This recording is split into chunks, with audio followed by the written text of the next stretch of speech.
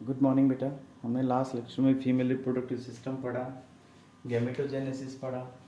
अब इसके बाद बेटा fertilisation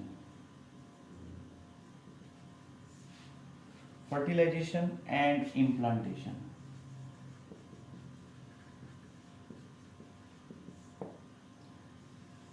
during copulation sexual process के टाइम बेटा मेल यहाँ पे स्पर्म्स को रिलीज करता है। स्पर्म्स जब फीमेल रिप्रोडक्टिव सिस्टम में रिलीज होते हैं बेटा, तो स्पर्म जो इसमें फ्लूइड होता है उसमें फ्लोट करते हुए ऊपर की तरफ मूव करते हैं। और आपको पता है कि 300 to 400 million 200 to 400 million sperms are released by the single ejaculation। तो स्पर्म्स जो रिलीज होते हैं in cervix, the sperms floats in uterine fluid, और ये स्पर्म फ्लोट करते हुए ऊपर की तरफ जाते हैं।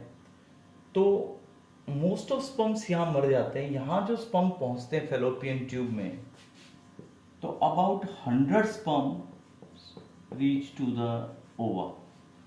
तो इस ट्रैक में जब ये ऊपर जाएंगे बेटा तो 100 पहुंचते हैं, और ओवा जो यहां से निकल के आया वो इस पोजीशन पे आ गया। ये पोजीशन कौन सी है? एम्प्यूला और इस्थमस का जो जंक्शन है उस जगह पे ओवा ओवेरी से रिलीज होने के बाद यहां आ गया। ओवा जो रिलीज हुआ है बेटा वो किस स्टेज में रिलीज होता है? आपको मैंने बताया था सेकेंडरी oocyte की स्टेज में रिलीज होता है। And it is covered by a layer zona pellucida. इसके ऊपर से कवरिंग होती है, that is called as zona pellucida. और मैंने आपको बताया about 100 sperms reach to the ova. Fertilisation तभी होगी जब ओवा और स्पर्म साइमल्टेनियसली पहुंचते हो, एक साथ पहुंचते हो। जैसे ही स्पर्म्स इस ओवा के पास पहुंचते हैं, जैसे ये ओवा और इसकी आउटर लेयर बेटा ये जोना पेल्यूसिडा, तो जैसे ही स्पर्म स्ट्राइक करता है फर्स्ट स्पर्म यहां पे, उसके आगे हेड पे क्या होता है आपको पता है? यहां पे एक्रोजोम होता है बेटा, एक्रोजोम। तो ये एक्रोजोम जैसे ही स्ट्राइक करता है, पहला जो एक्रोजोम स्ट्राइक जब करेगा तो जोना पेल्यूसिडा हार्ड हो जाएगी। बाकी जोना पेल्यूसिडा, उससे क्या होगा कि एक ही स्पर्म अंदर जा पाएगा। तो फर्स्ट स्पर्म जैसे ही टच करता है तो जोना पेल्यूसिडा जो होती है वो हार्ड हो जाएगी, ताकि पोलीस्पर्मी ना हो, ज्यादा स्पर्म्स एंटर ना करें। क्योंकि ज्यादा स्पर्म एंटर करेंगे फर्टिलाइजेशन फिर कैसे होगी? 2n से नंबर बढ़ जाएगा और फिर जाइगोट बनेगा नहीं बेटा। यस बेटा। तो इसमें चेंज आ जाते हैं, जिससे क्या करता है? ये block entry of additional sperms, ज्यादा स्पर्म इसके अंदर ना आ पाए, ये हार्ड हो जाएगी। तो वन स्पर्म एंट्री इंश्योर करता है बेटा। तो एक्रोजोम में कुछ एंजाइम्स होते हैं, जो एंजाइम्स यहां से जोना पेल्यूसिडा को रिमूव करते हैं और ये स्पर्म इसमें एंट्री करता है बेटा। अब जब स्पर्म एंट्री करता है तो आपको पता है कि ओवा तो अभी तैयार ही नहीं था। ओवा तो अभी किस स्टेज में था? सेकेंडरी oocyte की स्टेज में। इसमें एक एन है और एक फर्स्ट पोलर बॉडी थी बेटा साथ में। तो जैसे ही ये इसमें स्ट्राइक करता है तो जो ये सेकेंडरी oocyte था ये अब पूरा डिवाइड करेगा और इसमें एक फिर से अनइक्वल डिवीजन होगी बेटा।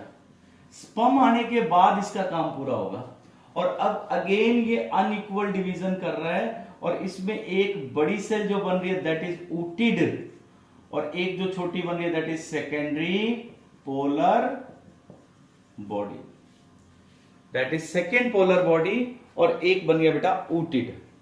तो फर्टिलाइजेशन जैसे ही कंप्लीट होती है तो जाइगोट बन जाएगा बेटा। जाइगोट बनने के बाद हम कह सकते हैं नाउ फीमेल इज प्रेग्नेंट।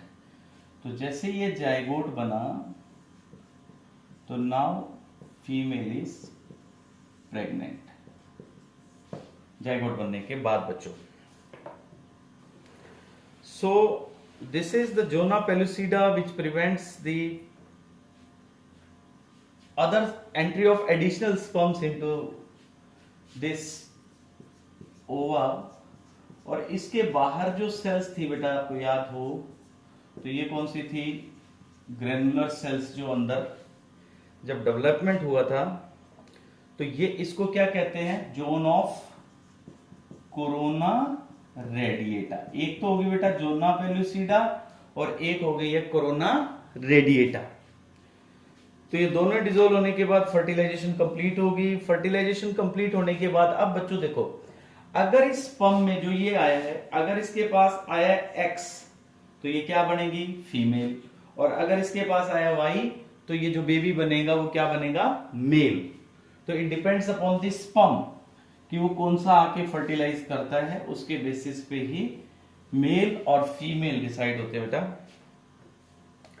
इसके बाद जैसे ही जाइगोट बन गया बेटा, जैसे ये फैलोपियन ट्यूब और यहां पे ये जाइगोट बन गया बेटा, इसमें 2n नंबर आ गया।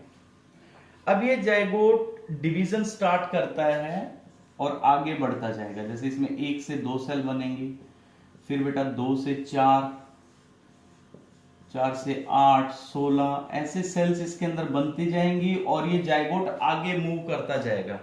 तो इसको कहते हैं cleavage, cleavage in the zygote which forms blastomeres. When there are about 8 to 16 cells, then this structure is called as morula, mulberry shaped. तो इसको मोरुला कहेंगे बेटा। मोरुला बनने के बाद इसके बाद की क्या स्टेज होगी, देखो जैसे ये यूट्रस, ये यहां आ गया बेटा, मोरुला बन गया इसके अंदर, ये इसकी सेल्स हैं फॉर एग्जांपल। तो यूट्रस के अंदर लिक्विड है ना, तो वो लिक्विड एब्जॉर्ब होता रहेगा और इसके अंदर ये सेल्स, जो अंदर सेल्स थे इसके यानी ब्लास्टोमियर्स, वो इस तरह अरेंज हो जाएंगे बेटा, देखो ऐसे, इस तरह से, और कुछ सेल्स यहां साइड में आ जाएंगी। तो जो बाहर लेयर बनती है उसको कहते हैं trophoblast. This outer layer is called as trophoblast, और अंदर जो बनती है बेटा that is embryonal knob sales.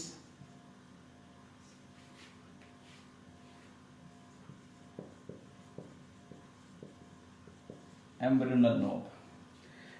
अब यहां एक इंपॉर्टेंट बात नोट करने वाली ये है कि अब तक भी ये जोना पेल्यूसिडा इसके साथ चल रही है। जोना पेल्यूसिडा साथ आने से फायदा ये हुआ कि जाइगोट यहां से यहां तक मूव कर गया। अगर जोना पेल्यूसिडा ना होती इसके ऊपर तो वो वहीं फेलोपियन ट्यूब में ही रुक जाता, आगे जा ही नहीं पाता, वहीं इंप्लांट हो जाता। अब जैसे ये यूट्रस में आता है तो अब ये जोना पेल्यूसिडा खत्म हो जाएगी और जो इसकी ट्रोफोब्लास्ट सेल्स हैं बेटा, ये अंदर जो रेड कलर में मैंने बनाई थी, ये सेल्स अब डायरेक्टली कांटेक्ट में आ जाएंगी यूट्रस के साथ, इस तरह से। तो जोना पेल्यूसिडा जैसे ही डिसअपियर होगी, जोना पेल्यूसिडा के डिसअपियर होते ही ये यूट्रस की वॉल के अंदर ऐसे फिट हो जाएगा और यूट्रस की वॉल इसको ऊपर से कवर कर देगी। तो जैसे ही इसमें बंद हो जाएगा, this is called as implantation. This is called implantation बेटा। अब इम्प्लांटेशन के बाद आगे एम्ब्रियोनिक डेवलपमेंट कैसे चलेगी। जो ट्रोफोब्लास्ट होती है वो अटैच होती है यूट्रस वॉल के साथ और एब्जॉर्ब करती है फ्लूइड को, न्यूट्रिएंट्स को, और अटैच हो जाती है यूट्रस की वॉल के साथ। अब बेटा जैसे ये अटैच होगी, जैसे ये यूट्रस का कंप्लीट स्ट्रक्चर, तो इसमें अटैच होने के बाद जैसे यहां अटैच हो या यहां अटैच हो, कहीं भी यूट्रस की वॉल में अटैच हो, तो अटैच होने के बाद ट्रोफोब्लास्ट जो होती है वो फिंगर लाइक प्रोजेक्शंस बना लेती है बेटा, देखो ऐसे। ये फिंगर लाइक प्रोजेक्शंस बन गई ऐसे, इस तरह से, और ये एम्ब्रियो इसके साथ अटैच हो गया। These are called as chorionic villi. Chorionic villi. इसके ऊपर से क्या आ जाएगा, इसके ऊपर से प्लेसेंट, जो ये यूट्रस की वॉल है एम्ब्रियो को कवर कर लेती है, हमने पढ़ा है पहले। तो ये जो कनेक्शन बना है मदर के और इस एम्ब्रियो के बीच में, this is called as placenta. And the purpose of placenta, placenta के थ्रू ही यहां एम्ब्रियो को रेस्पिरेटरी गैसेस मिलती हैं, मतलब जैसे ऑक्सीजन और कार्बन डाइऑक्साइड एक्सचेंज होती है, यहीं से ही न्यूट्रिएंट्स मिलता है, और वेस्ट एक्सक्रीट होता है बेटा यहीं से। और यही प्लेसेंटा एंडोक्राइन ग्लैंड का काम भी करता है, मतलब इससे हार्मोन्स भी रिलीज होते हैं बच्चों। इससे जो हार्मोन्स रिलीज होते हैं वो कौन कौन से हैं, एक तो रिलीज होता है बेटा HCG, human chorionic gonadotrophin, human chorionic gonadotrophin. Second hormone यहां रिलीज होता है बेटा HPL, human placental lactogen, human placental lactogen. Third बेटा यहां से रिलीज होता है एस्ट्रोजन, और फोर्थ है बेटा प्रोजेस्टेरोन। और जब बेबी की डिलीवरी होगी तो उस टाइम यहां से एक हार्मोन और रिलीज होगा, दैट इज रिलैक्सिन। तो मैं फिर से बता रहा हूं, the connection between mother and foetus get formed in the form of these villi. These are called as chorionic villi. This connection forms placenta. This placenta is actually responsible for the exchange of gases between mother's blood and fetal blood, for the supply of nutrients, for waste excretion, as well as this placenta serves as the function of endocrine gland, and it secretes different hormones like HCG, human chorionic gonadotrophin, HPL like human placental lactogen, estrogen, progesterone and relaxin hormones are secreted by this placenta into the blood. The level of these hormones increases or decreases during the pregnancy of these 9 months, और इन hormone को का जो level है, ये जो hormones है इनका level increase किस लिए चाहिए, ताकि प्रॉपर फीटल ग्रोथ हो। बच्चे की ग्रोथ के लिए इन हार्मोन्स के लेवल को भी इंक्रीज करना पड़ता है बेटा। मेंटेनेंस ऑफ प्रेगनेंसी के लिए भी, प्रेगनेंसी रहे मां के अंदर, अदरवाइज अगर ये लेवल डिस्टर्ब हो जाता है तो ये बेबी बाहर आ सकता है इनमेच्योर। तो आपने यहां तक पेज नंबर हमने 53 तक कर लिया बेटा। अब नेक्स्ट लेक्चर में ये चैप्टर कंप्लीट हो जाएगा, यहां तक अंडरलाइन करिएगा और लर्न करना है बेटा। और इसमें एक डायग्राम जो है इसकी लेबलिंग लर्न करनी है पेज नंबर 53 पे और 52 पे जो है, ठीक है बेटा। Thank you, have a nice day.